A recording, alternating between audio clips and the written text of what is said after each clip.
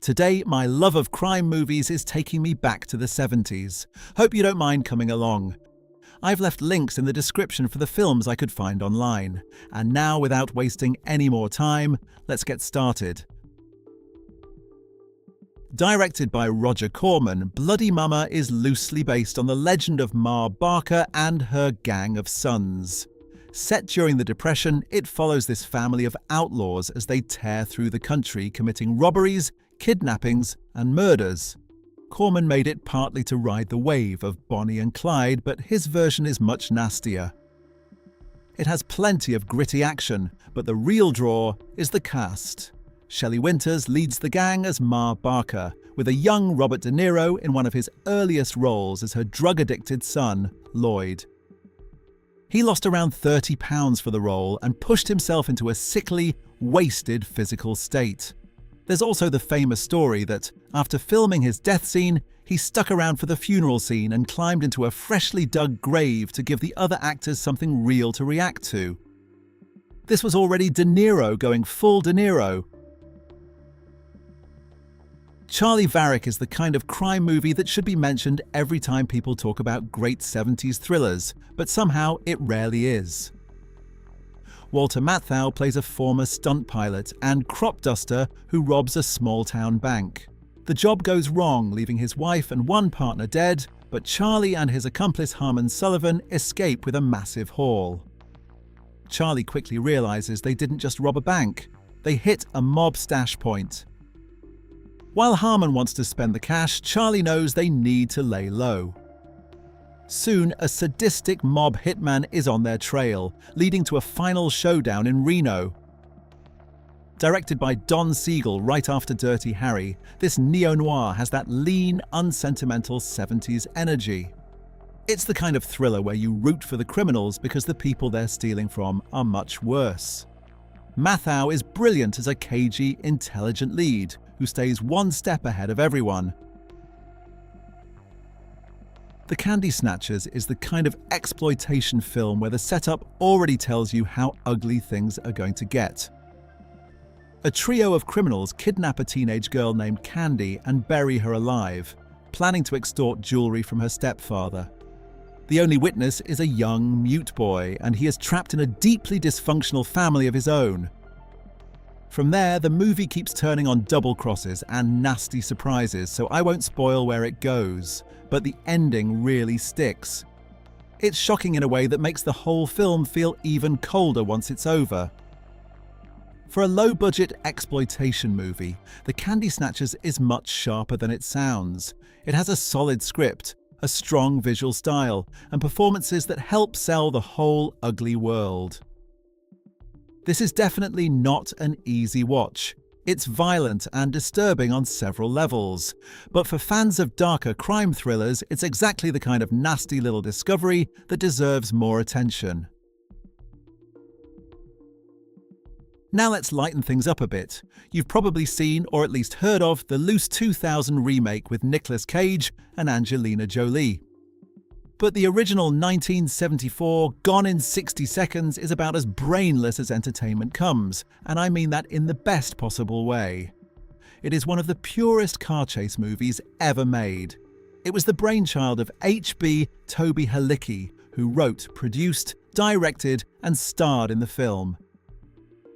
And really, the plot is not the point here. Halicki's idea of a screenplay was closer to a collection of loose notes than a proper script. But when the movie is built around racing cars, crashes and pile-ups, that almost doesn't matter. There's a huge 40-minute car chase, often called one of the longest in film history, and 93 cars were destroyed or damaged during that sequence. If that doesn't sell you on the movie, I honestly don't know what will. If you want another car movie, The Driver is the one I had saved for you.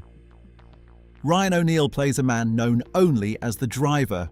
He has one job, getting robbers away from the scene before the cops can catch them, and so far he is very good at it. Bruce Dern plays the cop obsessed with bringing him down. He is so determined to catch the driver that he sets up a real bank robbery, using criminals who do not exactly love the idea of becoming bait.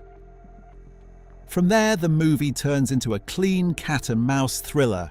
The driver does the job, the cop tries to close the trap, and every move becomes a test of who can stay calmer under pressure. The film is often compared to Le Samurai, and you can feel why in the stripped-down style. The characters are not big talkers. The cool comes from what they do, not what they explain. And of course, the driving is the point. There are several excellent chase scenes, including a great parking garage sequence where the driver shows exactly what he can do behind the wheel. Oh, and did I mention Isabelle Adjani plays the femme fatale here? The Friends of Eddie Coyle is probably my favourite film on this whole list. Robert Mitchum plays Eddie Coyle, a middle-aged criminal who supplies guns to a crew of bank robbers. He is facing serious prison time, so he starts looking for a deal with the police. The problem is simple: either he gives someone up, or he goes back inside. And that title is cruelly ironic. The Friends of Eddie Coyle is full of people Eddie knows, people he works with, people he might even trust a little. But real friends? That is another question. The film strips away the usual idea of honor among thieves. In this world, loyalty only lasts until someone needs a better deal. That is what makes it so cold. Mitchum is excellent here. He doesn't play Eddie like a tough guy. He plays him like a worn-out man who knows the walls are closing in. The whole movie has that same downbeat tension, building toward an ending that hits hard. Bring Me the Head of Alfredo Garcia starts with a Mexican crime lord finding out that his daughter is pregnant. He puts a bounty on the father, Alfredo Garcia, and demands his head. The problem is Garcia is already dead, though most of the people hunting him do not know that yet. Warren Oates plays Benny, a down-on-his-luck piano player who gets pulled into the job.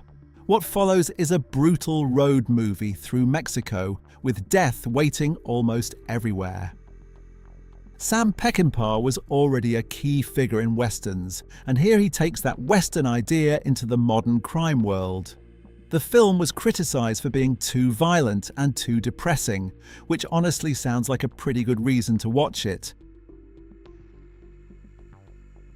Sorcerer is often called a remake of Henri-Georges Clouzot's 1953 classic The Wages of Fear, and it has the unfortunate honor of being one of those great films that took years to find its audience. Part of the problem was the title, which is vague even if it sounds great. The other problem was timing. Sorcerer came out right in the middle of the wave created by Star Wars, which did not exactly help. But that failure does not matter much now. Today, Sorcerer is rightly considered one of William Friedkin's best films. Frantic, stressful, and full of the same difficult energy that surrounded its own production. Roy Scheider anchors the film after already working with Friedkin on The French Connection. The story follows 4 desperate men stranded in a Latin American purgatory. Their only way out is to transport dangerously unstable nitroglycerin through the jungle so it can be used to put out a burning oil well. It is man against himself, man against the elements, and the results are dizzying. Rolling Thunder was directed by John Flynn and came from Paul Schrader, right after Taxi Driver made him one of the hottest young screenwriters in Hollywood. The story follows Charles Rain, a Vietnam veteran who returns home and is welcomed as a hero.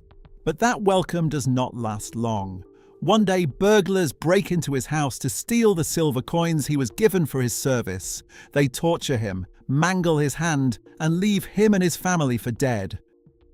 But Charles survives, and from there, Rolling Thunder turns into a revenge story, with Rain setting out after the men who destroyed his life, now with a hook for a hand. And by the way, this is one of Quentin Tarantino's favourite films. So much so that he even named his short-lived distribution company Rolling Thunder Pictures. The 7-Ups is one of those 70s crime films that often gets treated like a footnote, but it deserves better. It came after the success of The French Connection, and it clearly shares some of that same DNA. Roy Scheider is back in another tough New York cop role, but The 7-Ups tells its own story. Scheider plays Buddy Minucci, the leader of an elite New York police unit that goes after criminals facing 7 years or more in prison. When a member of his unit is killed, Buddy starts digging into a case involving kidnapped mobsters and a plot that is much bigger than it first looks. But the big draw is the car chase. Scheider gets behind the wheel of a classic Pontiac, chasing from the back streets of New York out onto the open highways. It is a sequence that feels genuinely dangerous. The camera gets right into the heat of it, sometimes driving straight toward oncoming traffic. It is the kind of car chase that feels almost impossible to repeat now. And the last film for today is 2-Minute Warning. The story takes place during a championship football game at LA's Memorial Coliseum. A sniper takes position above the scoreboard, and the movie never really explains his motives. From there, it starts introducing us to all kinds of people in the crowd. Most of them do not really affect the plot, but that is part of the formula. Charlton Heston and John Cassavetes play the men brought in to stop the sniper before he opens fire on the crowd. But of course, if they solved the problem too quickly, there would be no film. For most of the runtime, 2-Minute Warning is all build-up. Then, at the game's 2-minute warning, everything finally breaks open. The last stretch is the reason to watch it.